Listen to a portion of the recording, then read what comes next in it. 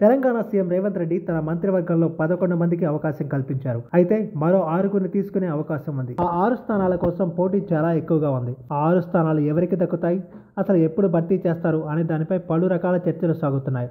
జనవరి మొదటి వారంలో భర్తీ చేయవచ్చని మొదటి టాక్ వినిపించినా ఇప్పుడు మాత్రం ఆ ఊసే లేదు.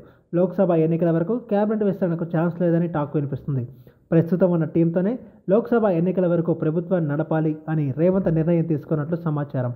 ఇప్పటికే చీఫ్ విప్ ఎంపిక కూడా ఓ కొలిక్కి వచ్చినట్టు తెలుస్తుంది. దీంతో కేబినెట్ విస్తరణకు కొంత సమయం తీసుకునే అవకాశం ఉన్నదని కాంగ్రెస్ వర్గాలను చర్చించుకుంటున్నారు. కేబినెట్ విస్తరణ అభ్యర్థుల ఎంపికలో సీఎం హైకమాండ్దే తుది నిర్ణయమని అంటున్నారు. ప్రస్తుతం సీఎం, మంత్రులు, విప్లు కలిపితే 15 మంది కేబినెట్ హోదా ర్యాంక్ కలిగి ఉన్నారు. చీఫ్ విప్ తో కలిపితే ఆ సంఖ్య 16కు చేరనున్నది. వీరిలో ఓసీ నుంచి 6, బీసీ నుంచి 4, ఎస్టీ సామాజిక వర్గం నుంచి 2 ఉన్నారు. దీంతో అన్ని వర్గాలకు సమన్యాయం చేసేవనే భావనలో కాంగ్రెస్ పార్టీ ఉన్నది. పార్లమెంట్ ఎన్నికల వరకు ఇదే టీంతో పాలన కొనసాగించడం వల్ల ఇబ్బంది లేకుండా ప్రభుత్వం ముందుకు సాగుతుందని సీఎం భావిస్తున్నట్టు తెలిసింది. ఇక కేబినెట్ విస్తరణలో అవకాశం లభిస్తుందని ఆశతో పలువురు ఎమ్మెల్యేలు ఉన్నారు. సామాజిక సమీకరణలో తమకు లభించే ఛాన్స్ ఉన్నదని కొందరు భావిస్తున్నారు. దీంతో ఇప్పటికిప్పుడు కేబినెట్ విస్తరణ చేస్తే పార్టీలో ఏమైనా గందరగోళ పరిస్థితులు తలెత్తాయని నేతలు భావిస్తున్నారు. దీంతోనే కేబినెట్ విస్తరణను ప్రస్తుతానికి హోల్డ్లో పెట్టినట్టు తెలిసింది.